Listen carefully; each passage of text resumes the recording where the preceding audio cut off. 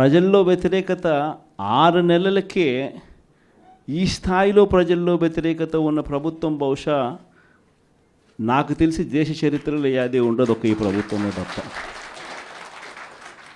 ఆ స్థాయిలో ప్రభుత్వ వ్యతిరేకత అన్నది అప్పుడే ప్రజల్లో చర్చనీయాంశంగా మారింది. మొట్టమొదటిసారిగా ఈ స్థాయి నుంచి కాదు, ఈ స్థాయిలో కనిపిస్తుంది ప్రజల్లో ప్రభుత్వం మీద వ్యతిరేకత. ఒకవైపున ఎన్నికలప్పుడు తానిచ్చిన మాటలేమిటి, ఎన్నికలప్పుడు వాళ్ళు చెప్పిన మేనిఫెస్టో ఏమిటి, ఎన్నికలప్పుడు వాళ్ళు చెప్పిన వాగ్దానాలు ఏమిటి, చివరికి దాదాపుగా 8 నెలలు కావస్తూ ఉంది. ఈ 8 నెలల్లో వాళ్ళు చేసిందేమిటి అన్నది ఒక్కసారి గమనించినట్లయితే ప్రతి ఇంట్లో కూడా ఇదే చర్చ జరుగుతూ ఉంది. గతంలో వచ్చే పథకాలు ఏవి కూడా అమలు కావడంలా. మరోవైపున చూస్తే ఎన్నికలప్పుడేమో ప్రతి ఇంటికి పోయారు, ప్రతి ఇంటికి పోయి మరి ఆ ఇంట్లో ఎవరిని వదిలిపెట్టల. ఎవరు కనిపించినా సరే ఆ ఇంట్లో ఈ సైజు నుంచి మొదలు పెడితే చాలు, నీకు 15,000, నీకు 15,000, నీకు 15,000 దగ్గర నుంచి స్టార్ట్. ఆ నుంచి ఇంక కొంచెం అడుగులు ముందుకు వేస్తే ఆ ఇంట్లో నుంచి ఆ పిల్లల తల్లి బయటకు వచ్చిందనంటే, ఆ తల్లి బయటకు వచ్చినా, ఆ పిల్లల చిన్నమ్మలు బయటకు వచ్చినా కానీ వెంటనే నీకు 18,000, నీకు 18,000, నీకు 18,000 అని స్టార్ట్. అందరితో ఆగల. ఆ ఇంట్లో ఎవరు కనపడినా సరే, ఆ ఇంట్లో ఆ తల్లుల పెద్దమ్మలు, ఆ తల్లుల అత్తలు, వాళ్ళు బయటకు వస్తే చాలు, నీకు 48,000, నీకు 48,000, నీకు 48,000. అంతటితో కూడా ఆగల. ఆ ఇంట్లో నుంచి ఒక 20 ఏళ్ళ పిల్లోడు అలా నడుచుకుంటూ బయటకు వస్తూ కనిపిస్తే చాలు, నీకు కూడా 36,000, 36,000, 36,000 అన్న మొదలుపెట్టారు. అంతటితో కూడా రాగల. ఇంట్లో నుంచి ఎవరైనా రైతుగా కనిపించాడంటే, ఒక కండువా వేసుకుని పెద్ద మనిషి ఎవరైనా కనిపించారంటే, నీకు 20,000, నీకు 20,000, నీకు 20,000 అని స్టార్ట్. ఇలా ఇంట్లో ఎవరు కనపడినా, ఏ సైజులో కనపడినా, ఈ సైజు నుంచి ఈ సైజు దాకా ఎవరు కనపడినా కూడా ఇంట్లో 15,000 నుంచి మొదలు పెడితే 48,000 దాకా ప్రతి ఒక్కరికి నీకు నీకు నీకు నీకు అని చెప్పుకుంటూ వచ్చారు. కానీ ఆ రోజు మనం అబద్ధాలు చెప్పాల. బహుశా వెనక్కి వెళ్ళి మళ్ళీ ఇది జరుగుతుంది అని తెలిసి బహుశా మళ్ళీ ఆ రోజుకి మళ్ళీ వెళ్ళి ఈ రోజైనా ఆ రోజు మాదిరిగా భావించి మళ్ళీ చెప్తారా అని అంటే బహుశా మనం అది కూడా ఎప్పుడు చెప్పమేము. ఎందుకనంటే రాజకీయాలలో ఉన్నప్పుడు క్యారెక్టరు, క్రెడిబిలిటీ, ఈ రెండిటికి చాలా విలువ ఉంది.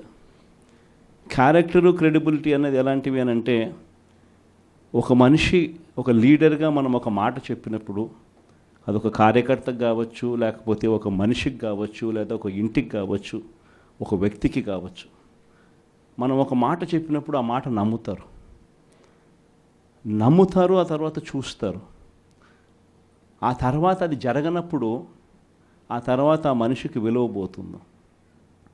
క్యారెక్టర్, క్రెడిబిలిటీ అనేది అంత స్ట్రాంగ్ పదాలు. అందుకే మనం అబద్ధాలు చెప్పలేకపోయాం. అందుకే మనం ఆ రోజు మేనిఫెస్టో గురించి మనం ఇదే మాదిరిగా రిలీజ్ చేసేటప్పుడు ఒక పెద్ద ప్రజెంటేషన్ ఈ మాదిరిగానే ఇచ్చా. ఇది మన పథకాలు, ఇవి మనం చేస్తూ ఉన్న పథకాలు, దేశంలో కాదు రాష్ట్రంలో ఎప్పుడు చూడని విధంగా మొట్టమొదటిసారిగా ఒక మేనిఫెస్టో అన్నది ఒకటి చెప్పి, మనం రాకమునుపు చరిత్రలో ఎప్పుడు జరగల. మనం రాకమునుపు ఏ రాజకీయ నాయకుడైనా కూడా మేనిఫెస్టో అంటే ఎన్నికలప్పుడు ఇంతలా పుస్తకం చెప్పేవాళ్ళు, ఎన్నికలు అయిపోయిన తర్వాత దాన్ని చెత్తపుట్టలో పడేసేవాళ్ళు.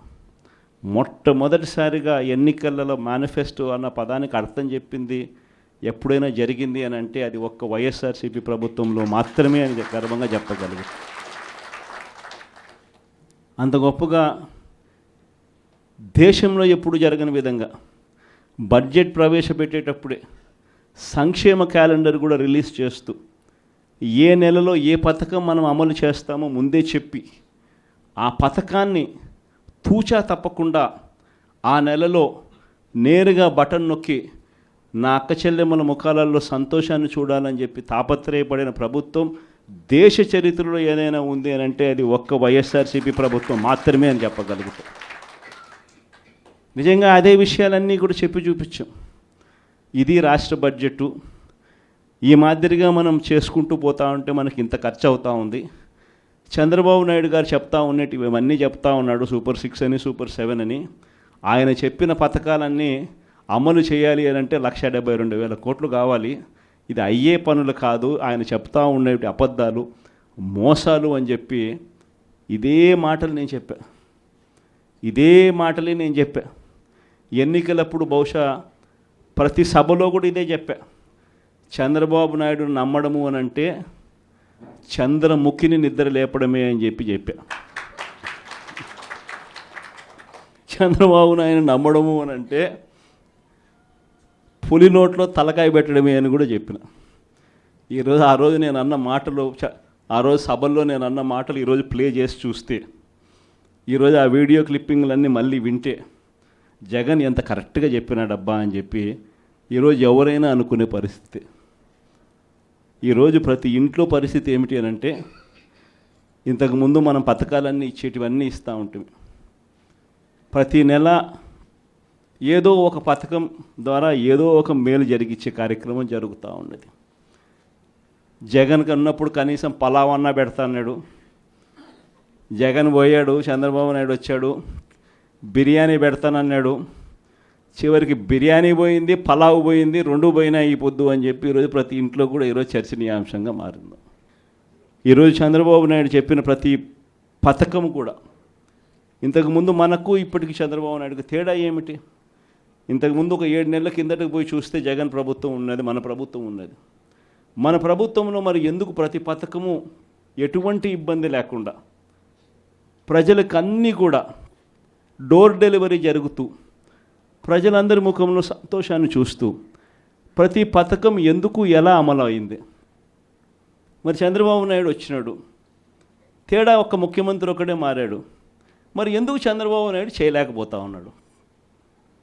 ఈ అంశం అన్నది ప్రతి ఇంట్లో ఇప్పటికే చర్చనీయాంశమైంది. ఏం తేడా ఉంది? ఒక ముఖ్యమంత్రి ఒకడే మారాడు. మరి జగన్ హయాంలో ఇవన్నీ ఎందుకు జరిగాయి? మరి జగన్ హయాంలో జగన్ దిగిపోయిన తర్వాత చంద్రబాబు నాయుడు వచ్చిన తర్వాత ఎందుకు చంద్రబాబు నాయుడు చేయలేకపోతా ఉన్నాడు? ఈ అంశం ప్రతి ఇంట్లోనూ కూడా చర్చ. నిజంగా చంద్రబాబు నాయుడు చెప్పిన హామీలు, వాగ్దానాలన్నీ గాలికి ఎగిరిపోయాయి.